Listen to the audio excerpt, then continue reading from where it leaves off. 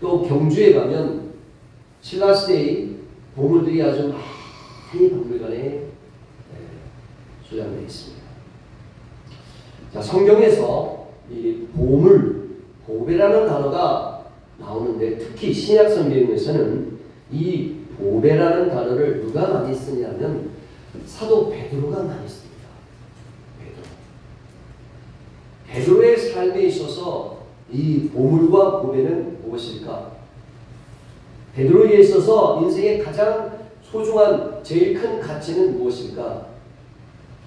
베드로에게 보물 이론은 무엇입니까? 예수님입니다. 그래서 이 베드로는 예수님을 향하여 예수는 나의 구주가 되시고 살아계신 하나님의 아들이십니다. 주는 그리스도시요 살아계신 하나님의 아들이십니다라고 그렇게 당당하게 고백한 제자였죠. 예수님이 그 고백을 굉장히 기뻐하셨습니다. 그런데 베드로는 성도들에게 지금 이렇게 서신을 쓰면서 지금으로 말하면 설교를 하는 거죠. 설교를 하는데 예수님은 우리의 구주가 되시고 왕이 되시지만 다른 표현으로 하니까 예수님은 또한 보배라는 것입니다. 제가 지난 몇 주간에 걸쳐서 예수님은 하나님의 영광이 되시고 우리의 영광이 되시고 아멘. 나의 영광이 되었다라고 말했습니다. 아멘. 빛나는 존재, 영화롭고 빛나고 아름답고 소중한 존재가 된다는 것인데 예수님은 우리의 영광이라는 이 말씀도 있지만 베드로는 특별히 예수님을 뭐라고 표현해요? 보배다, 나의 보물이다 그렇게 말하고 있습니다. 사실 베드로에게 있어서 보물은 예수님 만나기 전에 이 베드로에게 있어서의 보물은 무엇이었을까요? 베드로는 어부였지 않습니까? 고기 잡는 데 필요한 배와 그물이 그에게는 보배였을 것입니다. 그리고 그것을 가지고 아내와 자녀와 장모님을 부양했기 때문에 가족들이 보물이었을 것입니다. 보배였을 것입니다. 베드로는 예수님 만나기 전에 배와 그물이 보배였고 가족들이 보배였습니다.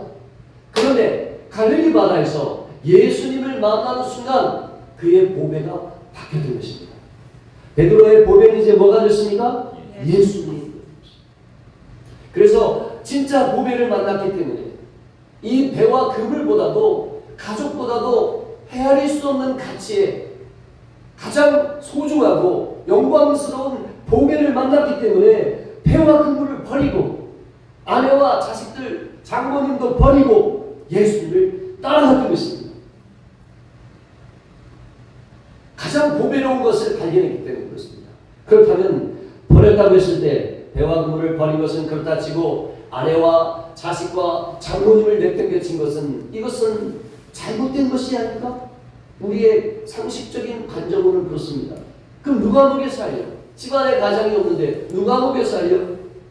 어떻게 대책 없이 예수님을 따라가는 거야? 당장 내일 양식은 누가 가져올 거야? 하지만 베드로는 걱정하지 않았습니다. 왜? 나의 보배이신 예수님을 따라가면 내가 먹여 살리지 않아도 예수님께서, 예수님의 아버지 하나님께서 나의 처자식과 장모님 다 먹여 살릴 줄 믿었기 때문입니다. 왜? 보배요 진리를 내가 발견하고 그 진리를 따라가면 나의 가족들의 삶이 더 복된다는 확신이 있었기 때문입니다.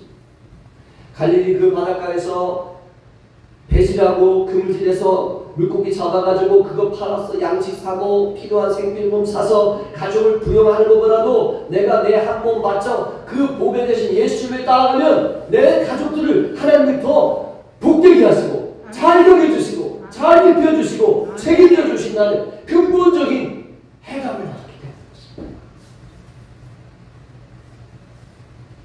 그래서 그는 모든 것을 버린 것이 아깝지 않은 것입니다.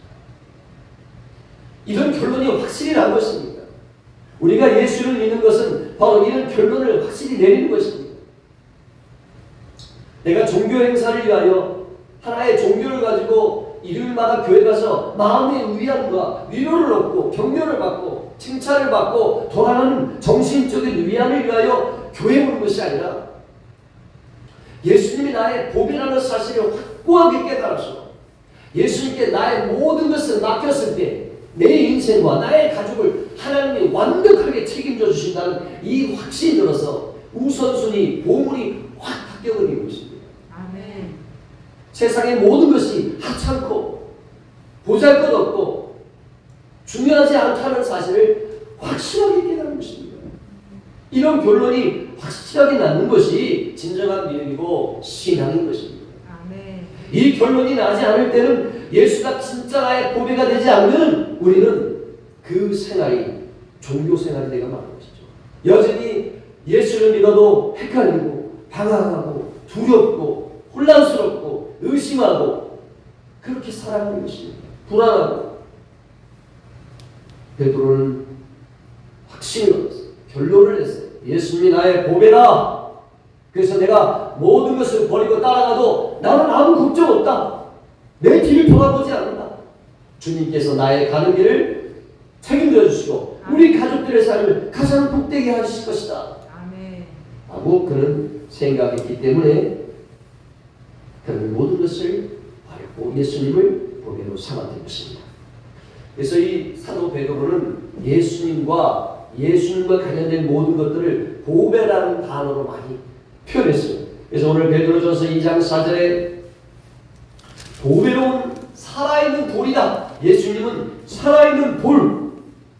그냥 돌이 아니라 이 건축자가 집을 짓기 위해서 기초를 세운, 지금으로 말하는 바닥에 콘크리트 타선을 하고 이 철근을 박아 이 H빔을 박아서 이 기둥을 세우는 것 같은 그 바닥 콘크리트죠.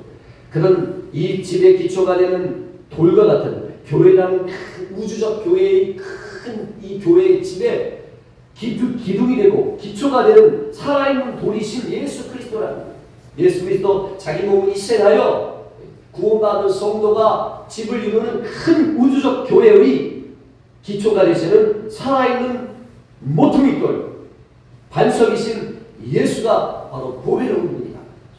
그래서 바로 오늘 베드로전서 2장 4절의 말씀이에요. 한번 따라서 보세요. 보배로운 산돌 예수 그리스도. 그래서 어느 지역에 가면 산돌 강남 터미널 근처에 가면은 그 산돌 교회라고 아주 오래된 교회가 있어요. 산돌 교회. 살아있는 돌단. 이 교회의 기초가 되는 반석이신데 이 그냥 반석이 아니라 살아있는 반석이라. 몸이 반석이 되신 예수님 자기의 몸을 깨뜨려서 그 반석에서 뭐가 나왔어요? 생수가 쏟아져요. 그 생수는 곧 우리가 받을 성령을 받는 것입니다. 살아있는 돌이 지금 예수는 보배다라는 것입니다. 또 베드로 후서 1장 1절에 보니까 이 예수를 믿는 믿음을 보배로운 믿음이라고 했어요. 한번 따라서 보세요. 보배로운 믿음. 우리가 가지는 이 믿음, 보배로운 산돌 예수를 믿는 이 믿음은 역시 보배로운 믿음. 보배롭다는 것은 그 어떤 것과도 바꿀 수 없는 가치 있는 비싸고 소중한 자산이라는 것입니다. 여러분, 우리에게 나에게 가장 중요한 정신적, 영적 자산이 무엇이겠습니까? 어떤 사람은 신념, 투철한 의지, 확고한 신념, 불굴의 정신, 꺾이지 않는 마음. 이번 월드컵에서 나온 단어죠. 꺾이지 않는 마음. 이런 것이 소중한 정신적 자산이라면 우리 예수 믿는 자에게는 가장 보배로운 자산이 무엇입니까? 보배로운 믿음인 줄로 믿습니다. 네. 내가 가진 믿음은 값으로 매길 수 없는 너무너무 비싸고 소중한 믿음이라는 것입니다. 보배로운 자산이라는 것입니다. 또 베드로후서 1장 4절에 보면 우리가 듣고 믿고 받아들인 이 말씀, 진리의 복음, 예수 그리스도의 복음, 하나님의 복음, 천국 복음, 이 복음을, 말씀을 보배로운 약속이라고 합니다. 사람과 사람 사이의 약속도 소중한데 하나님이 우리에게 주신 이 약속, 구원의 약속, 축복의 약속, 하나님 나라의 약속, 영생의 약속, 이 약속은 무슨 약속이다? 보배로운 약속이다. 우리에게는 참 복음이 많습니다. 우리 집에 다이아몬드 없어도, 백금 없어도, 오팔 없어도, 빛이 없어도, 루비 없어도, 사파이어 없어도 우리는 부럽지 않습니다. 왜? 우리에게는 보배로운 예수님이 우리의 자산인 줄 믿습니다. 아멘. 보배로운 믿음이 나의 자산인 줄 믿습니다. 아멘. 보배로운 약속이 나의 자산인 줄 믿습니다. 아멘. 우리는 결코 가난하지 않습니다. 은과 금이 많다고 부자가 아닌 것입니다. 진짜 부자는 누구입니까? 보배로운 예수를 소유한 자요. 아멘. 보배로운 믿음을 가진 자요. 아멘. 보배로운 약속을 붙잡는 자인 줄 믿습니다. 아멘. 또 베드로전서 1장 19절에 보니까 예수님이 십자가에서 흘린 그 피를 무슨 피라고 했을까요? 한번 여러분 대답해 보세요. 자, 사도 베드로는 무슨 단어를 많이 썼다고요? 보배. 보배. 그러니까 예수님의 피를 무슨 피? 보배로운 피. 그래서 어느 또 지역에 가면 보배로운 교회라는 교회가 있어요. 그 아마 목사님이 교회를 개척할 때 깨달은 말씀인 것. 보배로운 교회. 보배. 보배라는 단어에 딱 꽂힌 거야. 그 목사님. 그래서 교회 이름이 보배로운 교회. 예수가 흘린 피는 바로 보배로운 피인 줄 믿습니다. 그 피를 뿌림받고 우리가 정결함을 얻게 된 줄 믿습니다. 그 보배로운 피. 그래서 보혈이라고 하잖아요. 주의 보혈 능력이 있도다. 그의 피 믿으오. 보혈이 보배로운 피입니다. 우리에게 이렇게 참 소중하고 값진 자산이 많습니다. 나에게 은과 금은 없어도 나는 결코 가난하지 않다. 나는 부자다. 누구의 말입니까? 베드로의 말이죠. 안전뱅이가 한 푼 줄 수 있는데 그 안전뱅이한테 줄 100원짜리 한 장도 베드로에게는 없었습니다. 베드로는 돈 안 갖고 다녔어. 왜요? 돈 없어도 누가 베드로의 돈이 되죠? 예수님의 돈이 돼요. 예수님의 이름으로 기도하면 돈도 나와, 떡도 나와, 옷도 나와, 빵도 나와, 신발도 나와, 자동차도 나와. 그러니까 베드로는 돈 안 갖고 다녀요. 요즘에 돈 갖고 다니는 사람 별로 없죠? 뭐만 갖고 다닙니까? 카드. 그렇습니다. 베드로에게는 돈이 필요 없었습니다. 베드로에게는 무슨 카드만 있었어요? 예수님. 예수 카드만 있었어요. 할렐루야! 아멘. 여러분에게도 여러분의 집 중에 예수 카드 있습니까? 아멘. 있습니까? 네. 예수 카드 사용하시기를 축원합니다. 아멘. 그렇습니다. 베드로는 은과 금 다 없어. 카드 없어. 나 현대 카드 없어. 삼성 카드 없어. 신한 카드 없어. 그러나 나에게는 예수 카드 있어. 아멘. 예수 카드로 명하는 일어나 걸어라. 아멘. 그랬더니 안진뱅이 일어났습니까? 안 일어났습니까? 일어났습니다. 그 안진뱅이 수술해서 고치려면 수백만 원, 수천만 원 들어요. 현대 아산병원이나 삼성병원에 가서 수술해서 고칠 수도 있었겠지만 그 수술할 돈이 필요가 없어요. 왜? 예수 카드로 긁어버리니까 안진뱅이가 일어난 줄 믿습니다. 아멘. 예수 카드. 우리에게는 예수 카드가 있는 것입니다. 보배로운 피. 예수 이름의 능력. 너희가 내 이름으로 귀신을 쫓아내며 새 방언을 말하며 병든 자에게 손을 얹은 즉 나으리라. 너희가 내 이름으로 구하면 받으리니 너희 기쁨이 충만하리라. 아멘. 예수 이름이 우리에게 능력인 것입니다. 보배인 것입니다. 유대인에 관한 자료를 보니까 지금 유대인, 이스라엘 사람들 10명 중에 2사람이 골수 유대인, 정통파 유대인. 이 사람들은 이제 우리가 가끔 영상 뒤에 기타 손가락 기동준 졸지 말고 걸려 기타 손가락.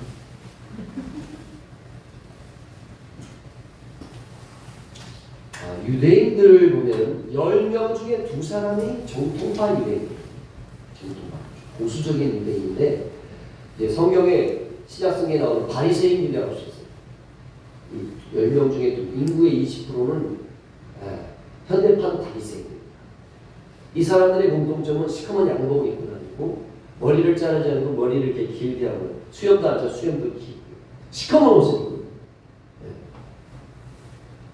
지금이처럼 시커먼 옷을 입고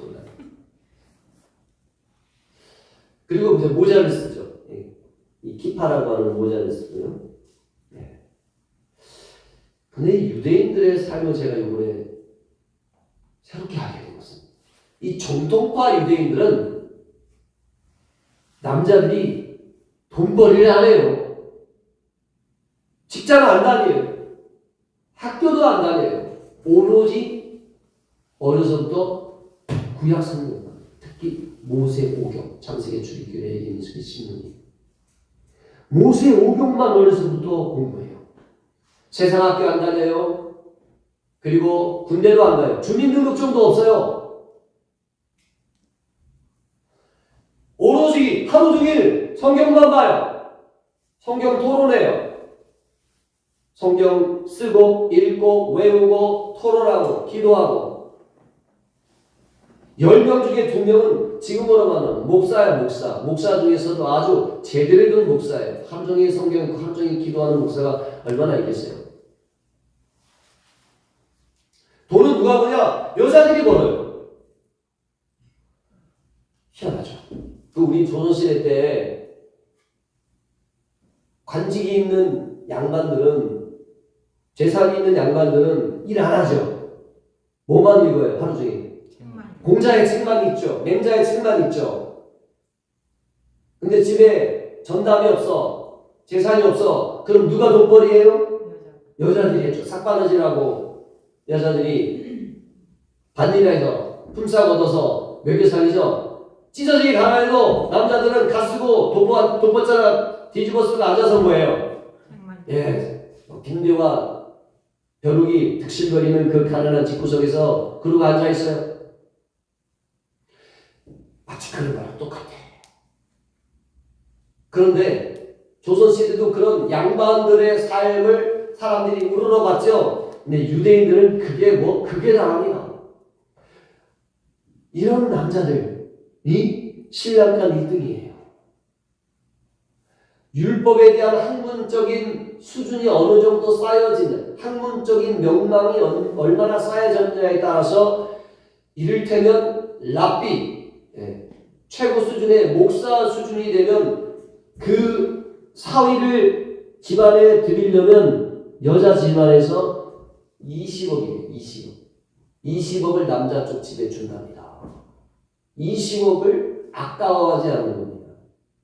그러니까 정통 유대인들은 그들의 가치관 속에 20억이냐 100억이냐 1000억이냐 이거 보배가 아니야. 그들이 제일로 삼는 보배는 뭐예요? 하나님의 율법이에요. 그 가치관이 놀라워요. 그래서 여자들이 돈벌이하고 딸만 있는 집안은 딸 시집보낼 돈이 많이 들어. 돈이 많이 들지. 그리고 집안의 영광을 얻으려면 율법의 조예가 깊은 사회를 받아들여야 되는 거예요. 그 유대인 남자들은 세상 공부 안 하고 사회 직장 안 나가고 오로지 율법을 연구하여 율법의 이 조예가 율법의 이 학문의 도가 쌓여지는 것을 영광으로 믿으라는 거죠. 그들이 율법을 그렇게 깊이 연구하고 율법을 영광으로 여기는 이유는 그들은 그 율법을 깊이 연구하여 결국 누구를 기다리는 겁니까? 메시아를 기다리는 거죠. 메시아. 그들은 율법을 연구하면서 메시아가 오셨을 때 그 메시아를 알아보기 위해서 율법을 연구하는 것입니다. 율법에 더 깊은 이 학문적인 깨달음이 있을 때 메시아를 제일 먼저 받아들일 거 아닙니까? 그들은 율법을 통하여 예언된 메시아와 메시아가 이룩하신 하나님의 나라를 그들이 보배로 여기고 있다는 것입니다. 우리랑 완전히 가치관이 다릅니다. 우리나라 유교적인 전통 가치관은 뭡니까? 가난해도 양반이 되기 위해서는 학문을 공자와 맹자의 유학을 연구하여 과거에 급제해서 벼슬에 오르고 높은 관직에 올랐을 때 입신양명 이름을 알리고 높은 관직에 올랐을 때 그걸 가문의 영광으로 여겼죠. 그러니까 유대인들의 영광은 무엇입니까? 율법. 율법에 약속된 메시아. 메시아가 세우신 하나님의 나라. 이게 그들의 보배요 영광이었던 것입니다. 그래서 아브라함의 후손이 다르긴 달라요. 우리가 유대인들을 함부로 볼 수가 없어요. 우리는 예수를 믿는다고 하면서 얼마나 세속적 영광에 취해서 삽니까? 유대인들은 단지 안타까운 것은 그들이 그렇게 율법을 사랑하고 그 율법에 예언된 메시아를 기대하고 고대하고 있고, 그리고 그 메시아를 통해 완성된 하나님의 나라를 소망하지만 그 정작 2000년 전에 오신 그 메시아를 알아보지 못하고 있다는 것, 이거는 참으로 안타깝지만 우리와 비교했을 때 우리는 예수를 믿으면서 얼마나 세상의 영광을 아직도 붙잡고 있느냐 말입니다. 이런 유대인들의 전통 속에서 이런 전통이 있었기 때문에 예수님이 그 제자들 한 명 한 명을 따라오라 했을 때 그들이 모든 것을 버렸던 것입니다. 왜? 그들은 다 갈릴리의 어부였고 갈릴리에서 이름 없는 평범한 사람이었고 손가락 닦던 마태 세리였지만 그들이 갖고 있던 세상의 모든 헛되고 헛된 영광들을 버릴 수 있었던 것은 그들이 진짜 기다리던 보배가 왔기 때문에 바른 것입니다. 여러분, 우리는 과연 영적인 이스라엘이 영적인 유대인이 되었음에도 불구하고 여전히 진짜 나의 보배요 나의 영광을 예수로 생각하느냐는 것입니다. 하나님의 말씀을, 진리의 복음을, 이 보배로운 약속을 나의 진정한 영광으로 생각하느냐는 것입니다. 내가 가진 이 믿음을 그저 내가 어느 순간 교회를 다니기 시작했어, 내가 믿음 내가 가졌어 라고 하는 것이 아니라 이 보배로운 믿음을 하나님이 주셨어. 너무나 영광스러운 거야. 우리의 가치관은 과연 어디에 머물고 있느냐는 것입니다. 여전히 우리는 예수님도 물론 보배이지만 그러면서도 아직도 놓지 못하는 세상에 보배들이 있다라는 사실입니다. 유대인들은 아직 예수를 메시아로 믿지 않았지만 그들이 갖고 있던 그 가치관은 너무나 도전이, 너무나 도전이. 세상의 모든 쾌락과 세상의 모든 즐거움을 다 버리고 금식과 기도와 철저의 삶을 살아가는 오신 메시아를 아직도 갈망하는 그들의 삶은 오늘 우리에게 많은 울림을 주고 있다는 사실입니다. 그래서 여러분, 오늘 우리가 이 베드로가 한순간에 모든 것을 버리고 12제자들이 다 버리고 떠날 수 있었다는 것은 그들과 우리가 같은 수준에 있다가 예수를 믿는 것은 아니었어요. 그들은 평범한 유대인이고 갈릴리에 손가락질 받던 천대받던 유대인이었지만 그들의 이 우선순위의 가치는 그들은 살아가면서도 하나님의 율법을 소중히 생각하고 오신 메시아를 기다리고 이루어질 하나님의 나라를 보배요 영광으로 소망하고 있었기 때문에 그 보배가 오셨을 때 모든 것을 버렸다는 사실입니다. 아멘. 그러니까 우리 이방인들이 예수를 제대로 믿는 것은 유대인보다 이게 쉽지가 않아요. 우리는 마음속에 기본적으로 하나님의 율법이 얼마나 보배고 메시아가 얼마나 보배고 하나님의 나라가 얼마나 보배라는 사실을 별로 그렇게 생각하지 않고 살지 않습니까? 열심히 공부해서 좋은 직장 들어가서 돈 벌어가지고 가정을 이루고 잘 먹고 여유된 돈으로 여행도 다니고 맛있는 것도 먹고 건강관리 잘해서 오래 살고 이런 것이 우리의 영광이고 우리의 보물이지 않습니까? 그래서 우리는 유대인의 그 뒤를 따라가야 된다는, 첫째는 유대인이요 다음에는 헬라인, 이 유대인이 우리에게 주는 이 교훈이 굉장히 소중한 것이죠. 그래서 우리가 오늘 말씀을 통하여 베드로처럼 예수님 나의 보배다, 이 믿음은 나의 보배다, 이 약속은 나의 보배다, 예수님의 피는 나의 보배다, 이 고백이 나의 고백이 되시기를 예수님의 이름으로 축원합니다. 자, 보세요. 영광이라는 우리가 단어를 우리가 함께 말씀을 할 때 우리가 하나님은 나의 영광, 영광들이 영광 받으소서. 오 나의 영광, 영광의 빛을 사모합니다. 우리가 영광 하나님께 영광 돌리면 하나님이 어떻게 하세요? 예수님이 하나님께 영광 돌리니까 하나님이 그 영광을 누구에게 내려줬죠? 예수님. 그 예수님은 아버지께 영광을 받아서 이 영광을 누구에게 주었습니까? 우리에게. 그리고 이 영광의 실체는 바로 보혜사 성령인 줄로 믿습니다. 그래서 영광의 성령이라고 했습니다.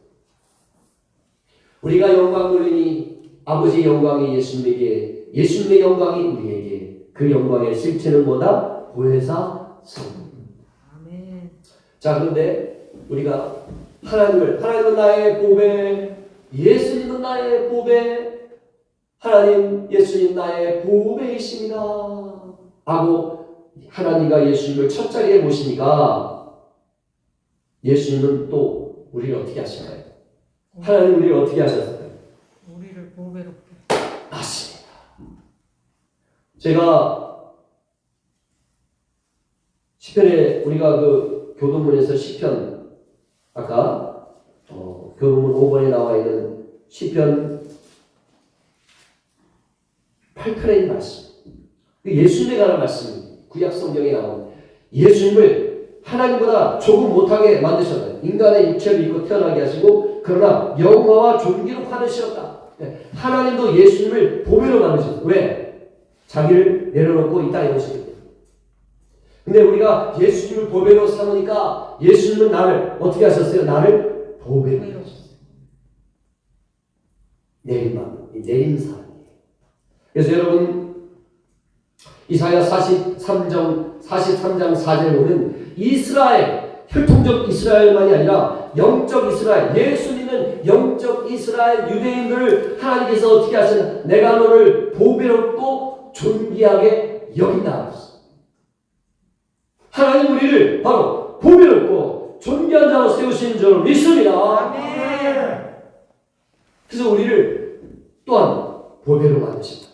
우리가 하나님을 보배, 예수님 나의 보배라고 고백하니까 하나님도 예수님도 나를 보배롭게 만드시더라는 것입니다. 그게 바로 성경의 진리인 것입니다.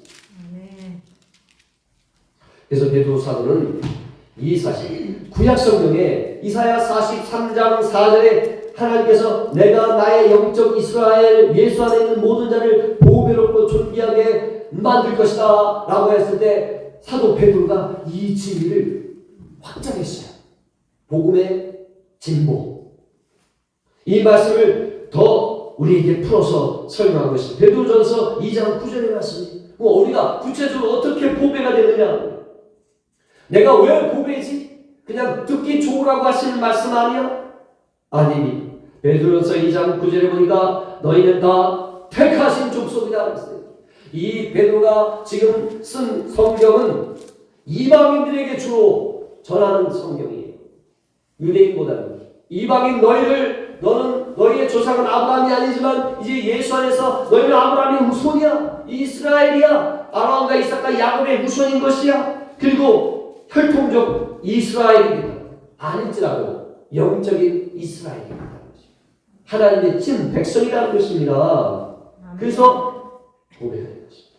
세상 많은 민족이 있지만은 미국 민족, 영국 민족, 프랑스 민족, 독일 민족, 한국 민족이 있지만 가장 보배로운 민족은 어떤 민족입니까, 여러분?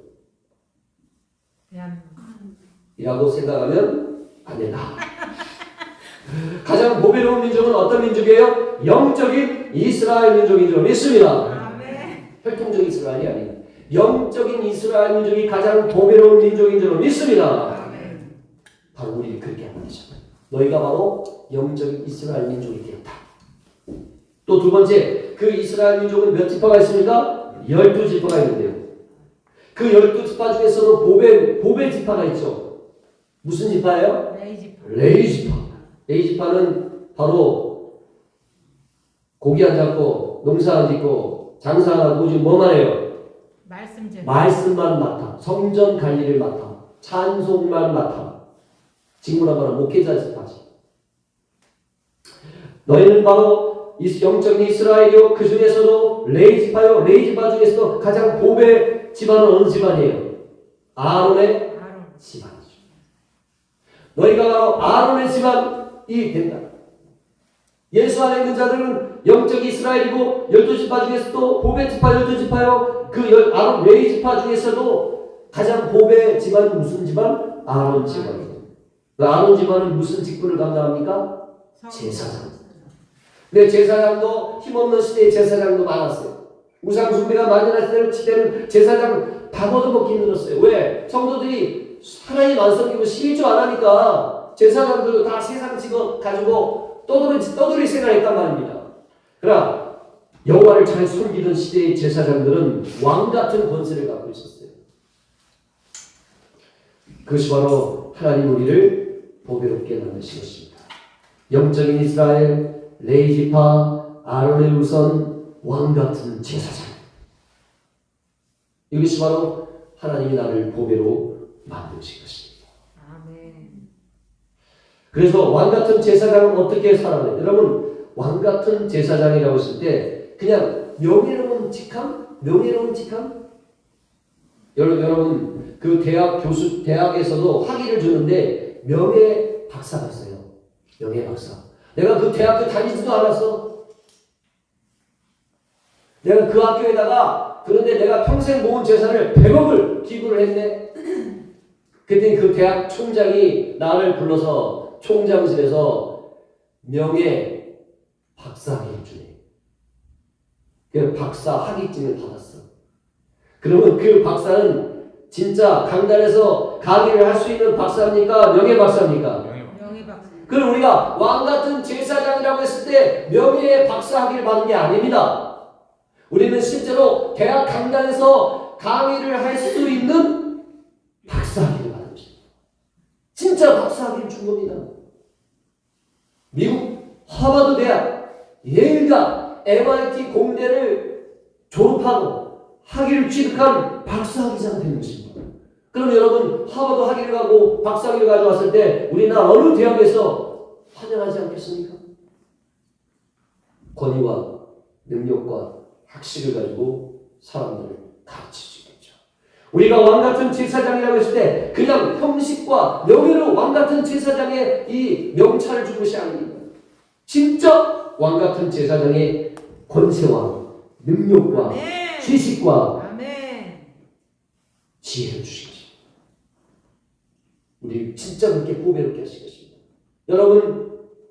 여러분은 바로 권위와 능력과 지혜와 자격이 있는 왕같은 제사장인 줄 믿습니다. 아멘. 그러나 아직 믿기지 않을 거예요.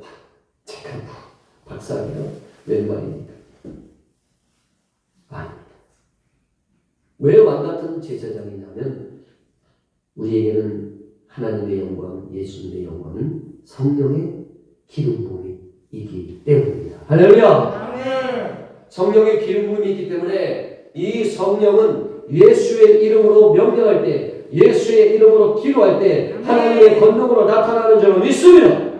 어린아 할지라도 예수를 믿었다면 그 아이가 예수 이름으로 기도할 때 병이 낫고 귀신도 쫓겨날 줄로 믿습니다. 그래서 무당이 주일학교 다니는 어린아이 하나 있어도 자기가 섬기는 귀신이 안 오는 거예요.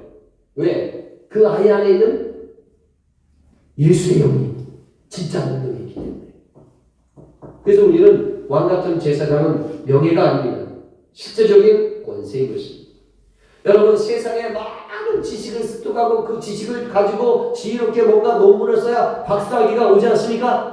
근데 여러분 진짜 우리가 가장 소중한 지식, 가장 소중한 지혜는 무엇입니까? 성경의 지식이고 하나님에 관한 지식이고 예수에 관한 지식이고 하나님 나라에 관한 지식인 줄 믿습니다. 이 지식을 통하여 예수가 그리스도라는 것을 깨닫는 게 진짜 지혜인 줄 믿습니다. 진짜 지혜는 어디다가 부동산을 투자하고 어디다가 주식을 투자하면 돈을 번다는 게 지혜가 아니라 예수가 우리의 구원자고 예수가 나의 보배고 예수가 하나님 나라의 주인이라는 사실을 깨닫는 것이 진짜 지혜인 것입니다. 아멘. 그래서 여러분 왕같은 제사장인 우리는 예수 이름의 권능이 있죠. 아멘. 성경의 지식이 있죠. 아멘. 그 성경의 지식 가운데 지혜인 예수를 알지요. 아멘. 진리의 복음을 깨달았죠. 그러니까 여러분 명예가 아닌 것입니다. 실제인 것입니다. 실제적인 권능과 지식과 지혜가 우리 가운데 있는 줄로 믿습니다. 아멘.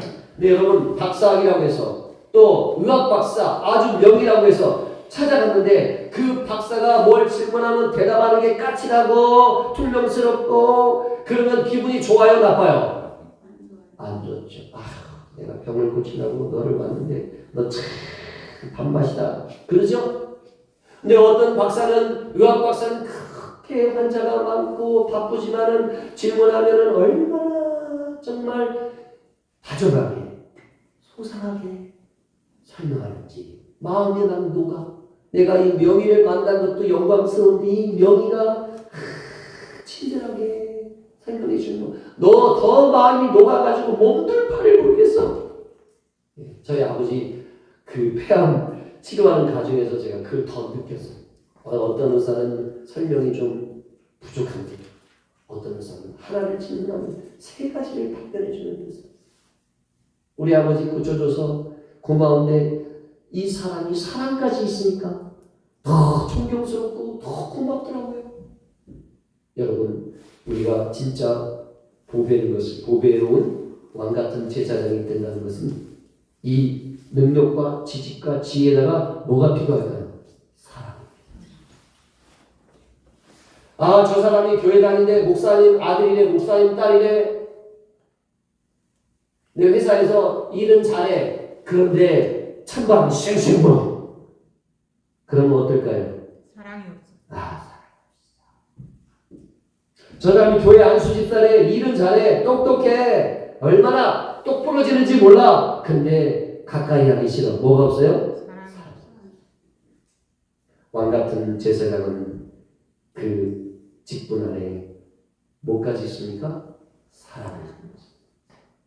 이 사랑은 성령으로 말미암아 하나님의 사랑이 우리 가운데 부어지는 줄로 믿습니다. 아멘. 이 사랑 안에 거하는 여러분 되시기를 축원합니다. 아멘. 사랑이 더해졌을 때 진정한 보배로운 존재가 있습니다.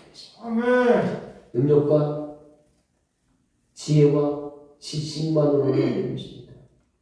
거기에 사랑이 더해져야 됩니다. 아멘. 그렇게 될 때 우리는 진짜 하나님 나라를 보배로운 존재가 되게 하실 줄로 믿습니다. 아멘. 자, 여러분, 우리 베드로처럼 베드로는 입만 열면 보배는 누구다? 예수입니다.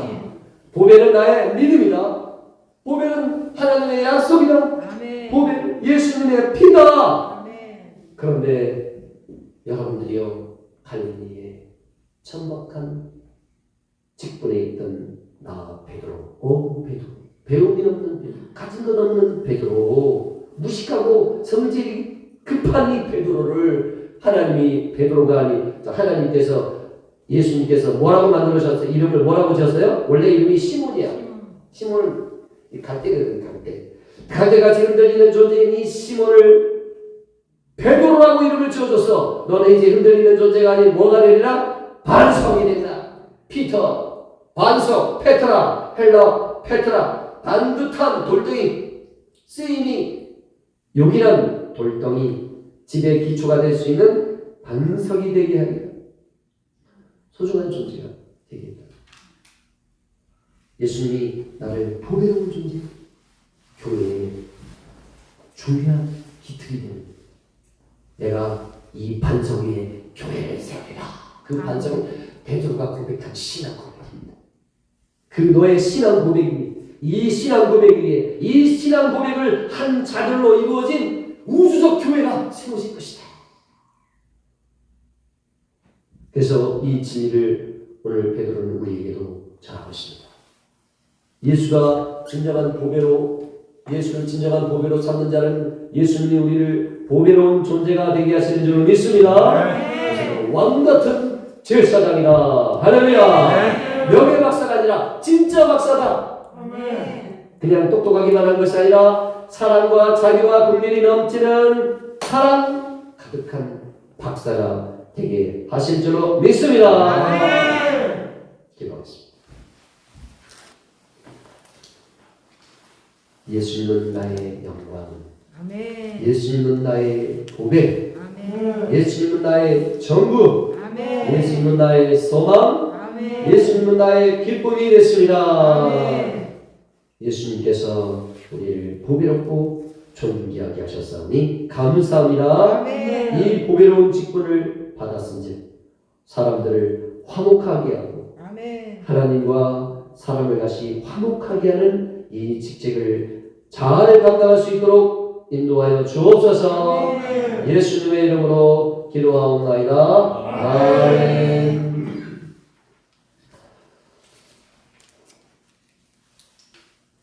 오늘 말씀과 관련돼서 찬양 한곡 부르겠습니다. 나의 안에 거.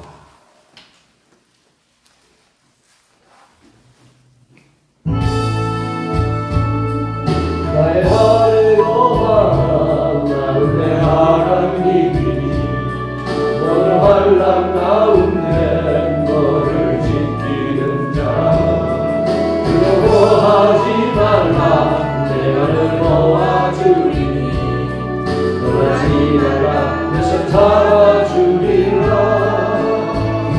내가 널 지켜하여 불러나는 내 것이라 내 것이라 너의 하나님이라 내가 널 보배롭고 존귀하게 여기노라 너를 사랑하는 내 여호와라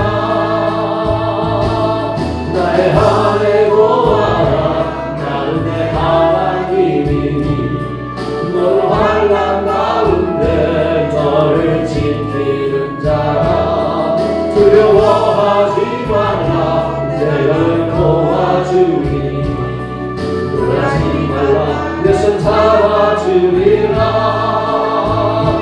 내가 널 지켜하여 불러나는 내 것이라 내 것이라 너의 하나님이라 내가 널 보배롭고 존귀하게 여기노라 너를 사랑하는 내 여호와라 내가 널 지켜하여 불러나는 내 것이라 내 것이라 너의 하나님이라 내가 널 보배롭고 존귀하게 여기노라 너를 사랑하는 내 여호와라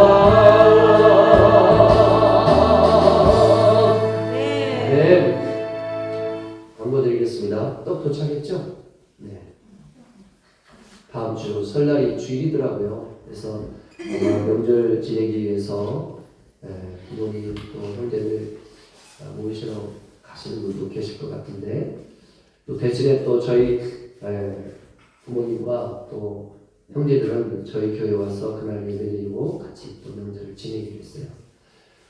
그래서 이제 정작 명절에는 또 서로 뵙지 못할 수도 있어서 우리가 요즘 식사를 안 하고 있지 않습니까? 몇 년째? 그래서 주일 식사를 대신해서 좀 자주 떡을 지어서 함께 나눠야 되겠다 그런 생각이 있었는데 명절을 앞두고 떡을 좀 나누자 그런 마음의 감동이 있어서 떡을 맞췄어요. 그래서 집에 가실 때 가족 숫자대로 떡을 좀 챙겨서 가셔서 함께 나누시기 바랍니다. 그리고 또 한 가지 귀한 우리 광고를 하나 드릴 것은 오늘 우리 교회에 새로운 가족이 오셨어요. 우리 김천미 성도님이신데 이 김천미 성도님은 저와 만난 것은 지금으로부터 26년 됐죠. 26년, 24년 전에 제가 국방대학원에 있을 때 같이 국방대학원을 다니던 육사 동기생 부인이세요. 그때 이제 제 그 친구 육사 동기생은 또 저랑 육사에서 1학년 때 같이 1년 동안 한 건물에서 지냈고 또 전방에 21사단 양구에서 근무할 때 그때도 또 같이 한 사단 안에서 지냈고 제가 사단장 전속 구간으로 들어갈 뻔했는데 그 사단장 전속 구간을 친구가 대신 들어가서 아주 죽으라고 고생을 했어요. 그것도 참 미안해요. 그 고약한 사단장. 저 대신 전속 구간에 들어가요. 그 친구는 키가 커서 사실 전속 구간으로는 안 맞아요. 안 맞은데 제가 전속 구간 되는 그 면담 자리에 가가지고 사단장한테 바른 소리를 했거든요. 너무 바른 소리를 하니까 사단장이 저를 싫어했어요. 아, 저 녀석 저거 좀 당돌한 녀석이세 하고 이제 좀 더 저보다 착한 제 동기생을 키가 1m 80이 되는 이 키 큰 동기생을 전속 구간으로 이제 해가지고 고생 진짜 많이 했어요. 아주 성질이 너무너무 나쁜 그 사단장이었거든요. 하나의 기고만장한 하나의 출신 사단장인데 고생 진짜 많이 했는데 미안한 마음도 있었는데 국방대학원에서 또 만난 거예요. 세 번째 만난 거지. 그러니까 좀 특별한 마음이 있지 않습니까? 근데 이제 이 어려움이 생겼어요. 그래서 어려움이 생겨서 우리 동기생 부인인 김창미 성도님을 제가 좀 이렇게 돌봐드렸어요. 작은 도움을 드렸는데 그 작은 도움을 아주 마음속 깊이 간직하고 계셨던 것 같아요. 그리고 교회를 개척하고 또 이 동기생이 여기 용인에 여기 저쪽에 김양장동 쪽으로 또 이사를 왔어요. 그래가지고 개척했을 때 우리 교회 또 왔어요. 와가지고 이제 축하차 와서 한 번인가 예배를 같이 드렸거든요. 그리고 이제 소식이 끊겼습니다. 이제 용인에서 계속 군대 생활을 하면서 이제 거기 살겠거니 했는데 이렇게 세월이 지나서 이번 주에 전화가 갑자기 오고 찾아왔더라고요. 저도 전화번호를 이제 잊어버렸고 제 육사 동기생 밴드에서 나와버렸기 때문에 친구 전화번호도 저도 없고 근데 얼마 전에 몇 달 전에 그 친구가 급성 심장마비로 세상을 떠났습니다. 세상을 떠나고 이제 미망인이 됐는데 그 남편의 전화를 찾아서 전화번호를 찾아서 제 전화번호를 알아가지고 찾아온 거예요. 찾아왔어요. 그래가지고 진짜 뭐 중간에 한번 잠깐 봤지만 20몇 년 만에 제대로 만난 거죠. 만났는데 참 그 세월 동안에 고생을 무지무지하게 했더라고요. 고생을 너무너무 많이 했어요. 정말 제가 미안할 정도로 제가 좀 더 진작에 알았더라면 그 자녀들도 제가 좀 돌봐주고 했을 텐데 너무나 마음이 아팠어요. 근데 이렇게 찾아왔어. 찾아와서 오늘 또 그 딸도 오늘 이제 교회 왔었는데 직장이 바빠가지고 교회 예배를 같이 못 드렸고요. 다음 주에 아마 예배 드릴 것 같아요. 그리고 이제 지금은 저쪽에 김양장동에 살고 있지만 27일날 여기 기흥으로 상암으로 이사를 오시겠다 하더라고요. 집도 좋게 얻어서 형편도 이제 많이 좋아지셨어요. 옛날보다는. 그런데 참 재밌는 것은 오늘 전도사님 아침에 이제 제가 바지를 입혀드려가지고 교회를 이제 오실 때 그 바지를 입혀드리는데 하시는 말씀이 23년 전에 김찬미 씨가 사준 바지를 입고 오셨어요. 지금 저기 표본무늬 바지 있잖아요. 저 고무줄 바지에 이제 팔을 못 쓰니까 고무줄 바지를 입혀드리는데 이게 그 여자가 사준 거야. 그 여자가 누군데? 그 있잖아. 그 여자 김찬미 씨가 23년 전에 사준 바지. 아이고 할렐루야. 할렐루야. 이게 무슨 조화입니까? 23년 됐는데 생생하게 기억하시더라고요.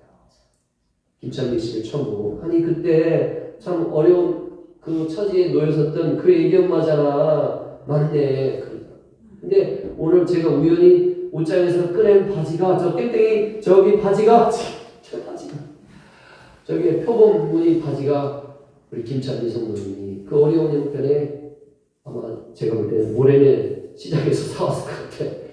모래내 시장에서 사올 때 이 고무줄 바지 입으셨어요. 그래서 참 이렇게 다시 만나게 돼서 참 하나님께 감사드리고 그 모든 세월을 잘 극복하고 이렇게 헤쳐나오신 우리 김찬미 성도 주님의 이름으로 축복합니다.